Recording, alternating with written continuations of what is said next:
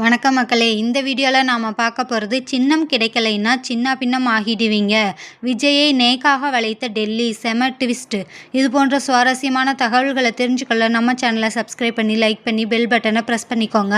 அப்போ தான் நம்ம போடுற வீடியோஸ் எல்லாம் நோட்டிஃபிகேஷனாக வரும்.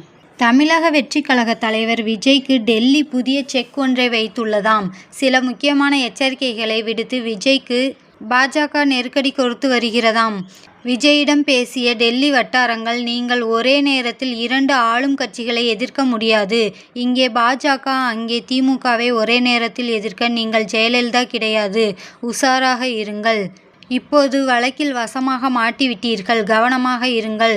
கோர்ட் உங்கள் மீது கோபத்தை காட்டிவிட்டது. டெல்லி சப்போர்ட் இல்லாமல் நீங்கள் தாக்கு பிடிக்க முடியாது. கவனமாக இருக்கவும். உங்களுக்கு தேர்தல் நேரத்திலும் எங்கள் லாபி தேவை. நீங்கள் அங்கீகாரம் பெற்ற கட்சி கிடையாது. அப்படி இருக்க எப்படி ஆட்சிக்கு வர நினைப்பீர்கள்? முதலில் உங்களுக்கு ஒரே சின்னம் கிடைக்குமா? தமிழ்நாடு முழுக்க தொகுதிக்கு தொகுதி வேறு சின்னம் கொடுத்தால் என்ன செய்வீர்கள்? அதை வாங்கவும் கோர்ட்டுக்கு செல்ல நேரிடும். இதற்காகத்தான் டெல்லி லாபி தேவைப்படும்.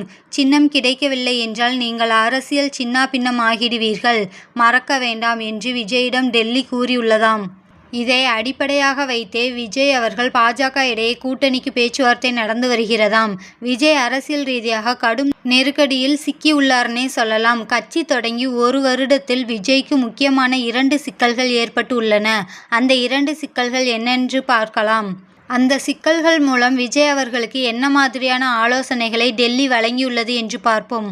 விஜய் அவர்களுக்கு எதிராக கரூர் வழக்கு உள்ளது. இந்த வழக்கு விஜய் அவர்களுக்கு தான் சிக்கல். விஜய் கூட்டத்திற்கு தாமதமாக வந்தார். மிக லேட்டாக கூட்டத்திற்கு வந்தது. அதோடு கூட்டம் அதிகரிக்க வேண்டும் என்று சில இடங்களில் காத்திருந்தார். அதன் பின் போலீஸ் சொன்ன அறிவுரைகளை கேட்கவில்லை. இதெல்லாம் ஒரு பக்கம். இன்னொரு பக்கம் நிர்வாகிகள் பரப்பிய வதந்திகளை கட்டுப்படுத்தவில்லை. விஜய் அமைதியை தூண்ட வேண்டும் என்று நினைக்காமல் கலவரத்தை தூண்ட வேண்டும் என்ற திட்டம் இருப்பது போல வீடியோ போட்டார். இதெல்லாம் கோர்ட்டில் அவருக்கு கடுமையாக எதிராக திரும்பும்.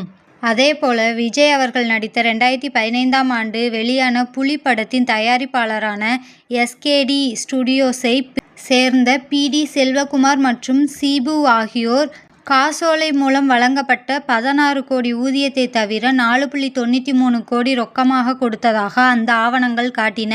இப்படி ரொக்கமாக வாங்கும் சம்பளத்திற்கு வரி காட்டாமல் விஜய் ஏமாற்றியுள்ளார் என்று வருமான வரித்துறை வாதம் வைத்துள்ளதுனே சொல்லலாம்.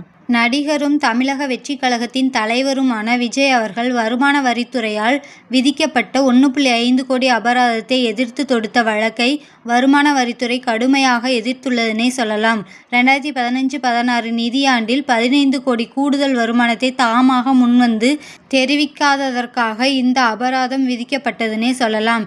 இந்த வழக்கு விஜய்க்கு எதிராக உள்ளது. இதை மனதில் வைத்தே கடந்த 48 மணி நேரமாக பாஜகவின் டாப் தலைகள் சிலர் விஜயுடன் நெருக்கமாக பேசி வருவதாக தகவல்கள் வருகின்றனே சொல்லலாம். பாஜக கூட்டணியில் இருக்கும் நடிகர் ஒருவரும் விரைவில் விஜயுடன் ஆலோசனை செய்ய உள்ளதாக தகவல்கள் வருகின்றனே சொல்லலாம். மொத்தமாக விஜய்க்கு 50+ இடங்களை கொடுக்க பாஜக முடிவெடுத்து உள்ளதாம். தமிழக வெற்றி கழகம், பாஜக, அதிமுக இடையே இந்த கூட்டணி அமைக்கப்படும் வகையில் பேச்சுவார்த்தைகள் நடந்து வருகிறதாம்.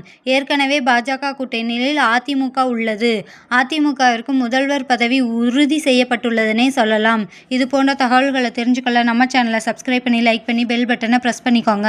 அப்போ தான் நாம் போடுற வீடியோஸ் எல்லாம் நோட்டிஃபிகேஷனாக வரும்.